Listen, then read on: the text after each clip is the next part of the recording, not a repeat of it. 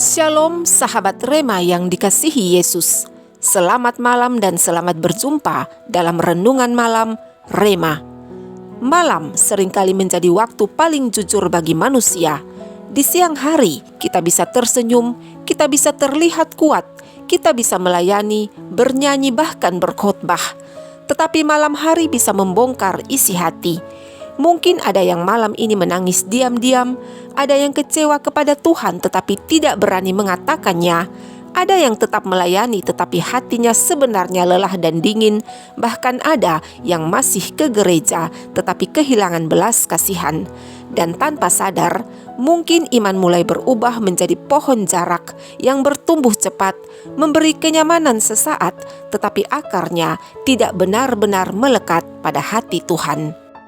Malam ini kita akan belajar dari kisah seorang nabi yang justru marah ketika Tuhan mengampuni orang berdosa.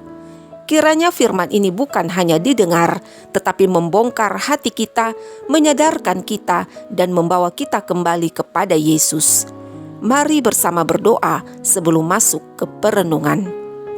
Bapa di dalam nama Yesus yang penuh kasih, malam ini kami datang dengan hati yang haus akan kebenaran-Mu. Bukan sekedar mendengar firman, tetapi kami rindu diubahkan oleh firman-Mu. Biarlah Roh Kudus berbicara kepada pribadi kami, tegur kami dengan kasih-Mu, dan pulihkan kami dengan anugerah-Mu. Dalam nama Yesus Kristus kami berdoa. Amin. Bagian bacaan firman Tuhan yang menjadi pedoman dalam renungan malam saat ini terbaca dari kitab Yunus pasal 4 ayat 6. Lalu atas penentuan Tuhan Allah, tumbuhlah sebatang pohon jarak melampaui kepala Yunus untuk menaunginya, agar ia terhibur daripada kekesalan hatinya. Yunus sangat bersuka cita karena pohon jarak itu. Demikianlah firman Tuhan. Sahabat Rema, kisah Yunus seringkali hanya dikenal sebagai kisah nabi yang ditelan ikan besar.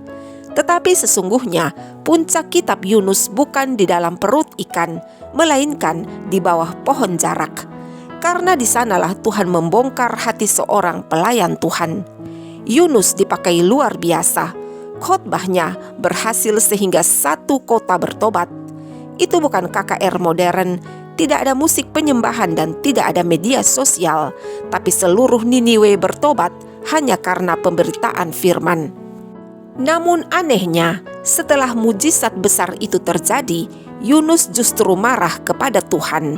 Mengapa? Karena jauh di dalam hatinya, Yunus tidak benar-benar ingin Niniwe diselamatkan, tetapi dia ingin Niniwe dihukum. Seseorang bisa dipakai Tuhan, tetapi hatinya tidak selaras dengan hati Tuhan. Seseorang bisa melayani, tetapi kehilangan belas kasihan, dan seseorang bisa memberitakan pertobatan, tetapi dirinya sendiri sedang jauh dari Tuhan. Alkitab berkata bahwa Tuhan menumbuhkan pohon jarak itu untuk menaungi Yunus, dan Yunus sangat bersuka cita karena pohon itu. Mari perhatikan, Yunus tidak bersuka cita ketika ribuan jiwa bertobat, tetapi dia bersuka cita karena dirinya nyaman. Sahabat, betapa sering kita seperti Yunus.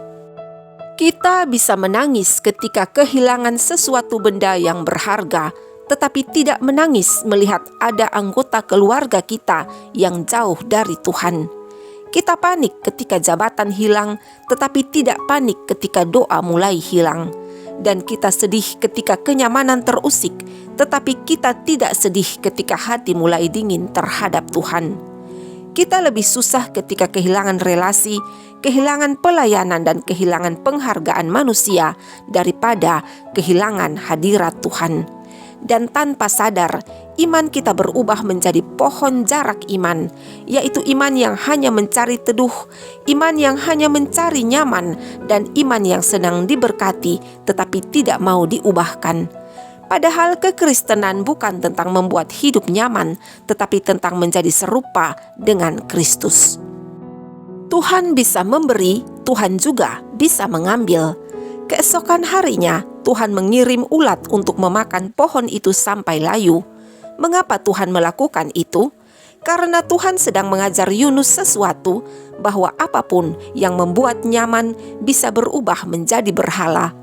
Kadang Tuhan mengizinkan kenyamanan diambil, jabatan dilepaskan, hubungan diguncang, pelayanan dihentikan, uang berkurang, bahkan air mata datang. Bukan karena Tuhan membenci kita, tetapi Tuhan sedang menyelamatkan jiwa kita dari ketergantungan yang salah. Ada orang yang baru sungguh-sungguh mencari Tuhan ketika sakit. Ada yang baru sungguh-sungguh berdoa ketika ditinggalkan, dan ada yang baru sungguh-sungguh sadar bahwa Tuhan penting ketika semua penopang hidupnya runtuh. Dan ironisnya, seringkali pohon jarak atau kenyamanan itu lebih dicintai daripada Tuhan sendiri. Pohon jarak tumbuh cepat, tetapi tidak kuat. Begitu ulat datang, pohon itu mati. Itulah gambaran iman banyak orang percaya hari-hari ini yang bertumbuh cepat secara penampilan, aktif pelayanan, rajin posting ayat, kelihatan rohani dan pandai bicara firman, tetapi akar rohaninya tertanam dangkal. Begitu masalah datang, saat doa tidak dijawab, ketika pelayanan tidak dihargai dan hidup tidak sesuai dengan harapan, maka langsung kecewa kepada Tuhan. Mengapa? Karena imannya bertumpu pada kenyamanan, bukan kepada Kristus. Iman sejati bukan terlihat saat semuanya baik-baik saja, tetapi iman sejati terlihat saat doa belum dijawab, saat air mata belum berhenti, dan saat hidup terasa berat. Hal yang paling mengerikan dari Yunus bukan kemarahannya, tetapi hilangnya belas kasih. Ia lebih peduli pohon daripada manusia. Bukankah ini adalah cerminan hidup saat ini yang lebih peduli tradisi daripada jiwa, lebih peduli aturan daripada kasih, dan lebih peduli penampilan rohani daripada pertobatan sejati?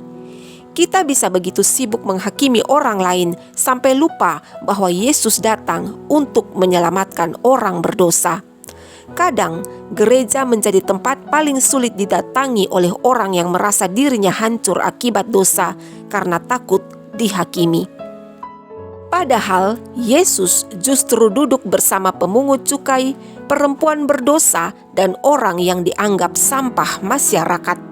Yesus membenci dosa tetapi mengasihi jiwa, sementara banyak manusia yang membenci jiwa tetapi diam terhadap dosanya sendiri. Sahabat, malam ini Tuhan bertanya kepada kita, apakah hatimu masih memiliki belas kasihan, atau apakah pengalaman pahit membuatmu kehilangan kasih? Kadang kita kecewa bahkan marah ketika Tuhan mengambil sesuatu dari kita. Padahal yang Tuhan ambil itu sebenarnya sesuatu yang sedang menghancurkan kehidupan rohani kita. Jika kenyamanan menjauhkan kita dari doa, jika keberhasilan membuat kita sombong, jika relasi membuat kita meninggalkan Tuhan, atau jika pelayanan membuat kita haus pujian, maka semua itu akan diambil, karena Tuhan lebih peduli dengan keselamatan jiwa kita daripada kenyamanan sementara kita. Ada kehilangan yang sebenarnya penyelamatan, ada air mata yang sebenarnya pemulihan, dan kehancuran yang sebenarnya cara Tuhan menarik kita kembali kepadanya. Pohon jarak hanya memberi keteduhan sementara, tetapi Yesus memberi hidup kekal. Pohon jarak layu, tetapi kasih Kristus tidak pernah layu. Manusia bisa berubah, pelayanan bisa berhenti, uang bisa habis, dan kesehatan bisa hilang, tetapi Yesus tetap setia. Itulah sebabnya iman kita tidak boleh berakar pada keadaan, pada manusia, pada kenyamanan atau berkat, tetapi iman kita harus berakar pada Yesus, karena hanya Yesus sajalah yang tetap sama dahulu, sekarang, sampai selama-lamanya. Tahukah kita bahwa yang paling mengerikan adalah seseorang bisa ada di rumah Tuhan, tetapi hatinya jauh dari Tuhan? Yunus adalah nabi, ia mengenal Tuhan dan ia dipakai Tuhan, tetapi hatinya sempit, dan itu bisa terjadi kepada siapa saja. Kita bisa rajin ibadah, aktif pelayanan, hafal ayat, bahkan memimpin doa, tapi diam-diam mudah iri, sulit mengampuni, suka menghakimi, dan kehilangan kasih. malam ini. Tuhan tidak mencari orang yang hebat, tetapi Tuhan mencari hati yang lembut, hati yang masih bisa menangis bagi jiwa-jiwa, dan hati yang berkata, "Tuhan, pakai aku untuk membawa orang kembali kepadamu." Hari ini, pohon jarak bisa berbentuk banyak hal. Bisa melalui popularitas, media sosial, pelayanan, pasangan, uang, kenyamanan, bahkan gereja. Apapun yang kita cintai lebih daripada Tuhan, itulah pohon jarak kita. Dan seringkali Tuhan harus mengguncang supaya kita sadar bahwa hanya Yesus sajalah yang layak menjadi pusat hidup kita. Karena terlalu banyak orang yang datang kepada Tuhan hanya untuk diberkati, dipulihkan, ditolong dan disembuhkan, tetapi tidak benar-benar mengasihi Tuhan. Padahal kekristenan bukan tentang memakai Tuhan untuk bahagia, tetapi menyerahkan hidup kepada Tuhan sekalipun harus memikul salib. Yang paling indah dari kitab Yunus adalah hati Tuhan. Niniwe adalah kota yang jahat, tetapi Tuhan tetap memberi kesempatan bertobat. Itulah kasih karunia. Jika malam ini ada yang merasa terlalu berdosa, terlalu hancur, terlalu gagal, dan terlalu jauh, maka dengarlah sahabat. Jika Tuhan masih mengasihi Niniwe, maka Tuhan juga masih mengasihimu. Yesus tidak menunggu kita sempurna baru mengasihi kita, tetapi Dia telah mengasihi kita terlebih dahulu, dan salib adalah bukti bahwa kasih Tuhan lebih besar daripada dosa manusia. Jadi, kembalilah kepada Yesus, karena dunia ini sementara, tetapi bersama Yesus jiwa selamat selamanya. Mari berdoa. Bapa kami yang di sorga, ampunilah jika selama ini kami lebih mencintai kenyamanan daripada Engkau. Ampuni kami jika lebih peduli pada diri sendiri daripada jiwa-jiwa yang sedang menuju kebinasaan. Hancurkan setiap pohon jarak dalam hidup kami yang membuat kami jauh dari hati-Mu. Biarlah hidup kami bukan hanya melayani, tetapi sungguh-sungguh hidup dalam kasih dan ketaatan kepada-Mu. Dan malam ini Bapa, peluklah setiap jiwa yang sedang lelah, kecewa, terluka dan hampir menyerah, serta biarkan damai-Mu mengalir memenuhi setiap jiwa itu. Dalam nama Yesus Kristus kami berdoa dan bersyukur serta berserah. Amin.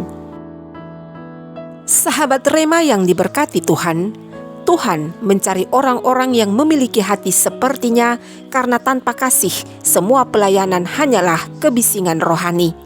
Jika renungan ini memberkatimu, jangan lupa berbagi kepada mereka yang kamu kasihi, karena satu klik bagikan dari kamu bisa menyelamatkan jiwa yang hampir menyerah untuk kembali berharap kepada Yesus. Sampai jumpa pada Rema selanjutnya. Kasih Tuhan Yesus Kristus menyertai kita semua. Shalom.